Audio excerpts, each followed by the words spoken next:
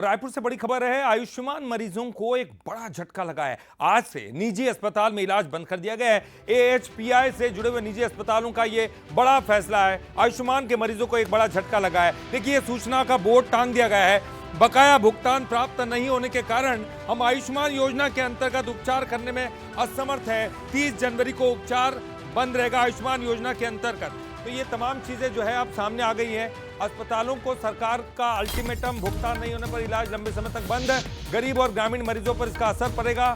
स्वास्थ्य मंत्री श्याम बिहारी जायसवाल का बयान सामने आया कि भुगतान में थोड़ी देर होने की बात उन्होंने मान ली है। पिछली सरकार की पेंडिंग राशि भी चुका दी गई है और पिछले मार्च की राशि भी जारी कर दी गई है, भी उन्होंने कहा है। भुगतान में थोड़ा विलंब हुआ है। जब हम पिछले सरकार का 1400 करोड़ से ऊपर की राशि जो भुगतान पेंडिंग था, उसको हमने एक एक पैसे का भुगतान उनका किया और पिछले मार्च के बाद जितने भी भुगतान हुए हैं उनका पेमेंट भी जारी है और 31 मार्च तक का पूरा भुगतान हमने उनको जीरो किया। थोड़ा विलंब हुआ है, परंतु प्रक्रियाओं में थोड़ा समय लगता है। मैं आप लोगों के माध्यम से सभी संचालकों को कहना चाहूंगा कि वो किसी प्रकार के आयुष्मान में इलाज को न रोकें। हम एक सप्ताह के अंदर उनके भुगतान सुनिश्चित कर देंगे।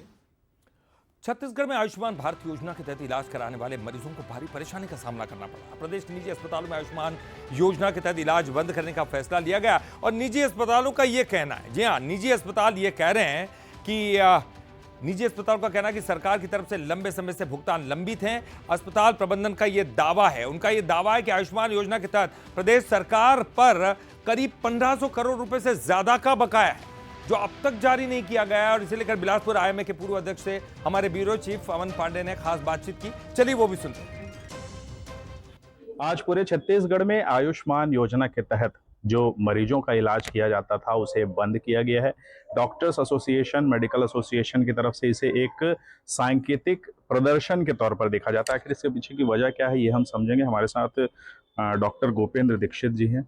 सर, क्या वजह है कि आप लोगों को इस तरह का निर्णय लेना पड़ा और आप लोगों ने आज आयुष्मान से इलाज बंद किया? पिछले कुछ समय से आयुष्मान में जो राशि का भुगतान है हॉस्पिटल्स को बहुत ही अनियमित हो गया है। इसके पहले भी पिछली बार जब आया था आयुष्मान का भुगतान तो लगभग 6-8 महीने के बाद भुगतान आया था और एक बार भुगतान आया, ये जुलाई, अगस्त, सितंबर की बात है, और उसके बाद से फिर से भुगतान बंद हो गया। तो अभी फिर से लगभग 5-6 महीने हो चुके हैं जिसमें पेमेंट नहीं आ रहा है। तो हॉस्पिटल्स को बहुत बड़ी प्रॉब्लम हो गई है। हम लोग अपने स्टाफ की सैलरी देने में हम लोगों को प्रॉब्लम हो रही है, बिजली बिल देने में प्रॉब्लम हो रही है। जो भी हम मेडिसिन वगैरह बाहर से मंगाते हैं दुकानों से, जिसका हम लोग को पेमेंट करना रहता है, वो सब पेमेंट रुका हुआ है। तो हॉस्पिटल को अपने दैनिक दिनचर्या को चलाने में प्रॉब्लम हो रही है। तो इसकी वजह से हम लोग को मजबूरी में आयुष्मान का काम को रोकना पड़ रहा है। देखिए, निश्चित तौर पर वजह बड़ी है क्योंकि लगभग 1500 करोड़ का भुगतान छत्तीसगढ़ मात्र में अस्पतालों को बाकी है और इसकी वजह से निजी अस्पतालों पर आर्थिक बोझ बहुत बढ़ गया। और यही वजह है कि डॉक्टर्स ने आज ये फैसला लिया है कि निजी अस्पतालों में आज आयुष्मान योजना के तहत इलाज नहीं किया जाएगा। अब देखना होगा कि सरकार इस विरोध प्रदर्शन को किस तरह से लेती है और जो भुगतान की प्रक्रिया है वो कब तक आगे बढ़ पाती है। कैमरा पर्सन कैलाश यादव के साथ अमन पांडे, बंसल न्यूज, बिलासपुर। छत्तीसगढ़ में आयुष्मान भारत योजना के तहत लंबित भुगतान को लेकर निजी अस्पतालों का विरोध अब सामने है। करीब 1500 करोड़ रुपए से ज्यादा के बकाये भुगतान को लेकर प्रदेश के निजी अस्पतालों ने अब 1 दिवसीय हड़ताल करने का फैसला कर लिया है। ये तस्वीरें आप देख रहे हैं। लोग परेशान हैं क्योंकि उनको भुगतान नहीं हो रहा, अस्पताल को भुगतान नहीं हो रहा और इसी वजह से वो परेशान है। लेकिन इनकी वजह से आयुष्मान के जो जितने भी पीड़ित लोग हैं, जिनको आयुष्मान से इलाज की जरूरत है, वो भी परेशान। All hospital and nursing homes association यानी कि एएचपीआई ने ये चेतावनी दे दी है कि अगर सरकार की तरफ से जल्द भुगतान नहीं किया गया तो आयुष्मान योजना के तहत इलाज लंबे समय तक बंद किया जा सकता है। आयुष्मान योजना का सवाल है और मेरे को लगता है कि शुरुआत से ही सरकार संकल्पित है कि गरीब तबके को और मरीजों को जो सेवाएं देनी है निःशुल्क, और उस चीज़ के लिए भी शंकराचार्य लगातार प्रयासरत रहा है और कर ही रहा है। हाँ, ये ज़रूर है कि कुछ मामलों में पेमेंट का डिले हुआ है और उन चीज़ों को हम लोग शासन से मिलकर उनको जानकारी देकर, सूचना देकर सुधार का प्रयास कर रहे हैं और इसके लिए भी हमको वहाँ से एश्योरेंस मिला है टेक्निकली।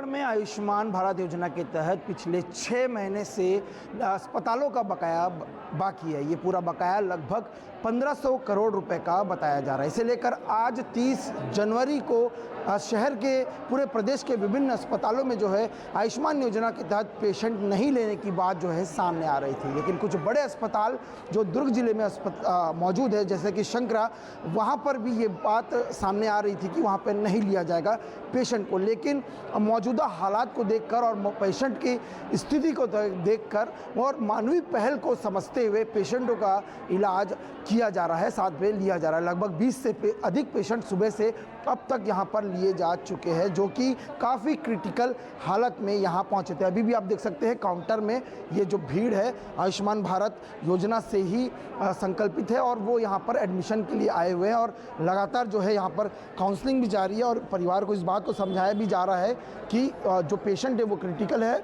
उनको एडमिशन ज़रूरी है। तो सरकार को इस बात को समझने की ज़रूरत है कि जब हॉस्पिटल में इस बात को समझा जा रहा है कि पेशेंट अगर ज़रूरी है तो उसका एडमिशन लिया जा रहा है, तो जो पैसे अस्पताल प्रबंधन को आयुष्मान भारत योजना के तहत मिलने चाहिए उसका भी तुरंत और जल्द भुगतान होना चाहिए, क्योंकि जो स्वास्थ्य सेवा है वो ज़रूरी है और पहले पैमाने पर आता है। बंसल न्यूज़ के लिए भिलाई से रॉबिन मल ठाकुर की रिपोर्ट।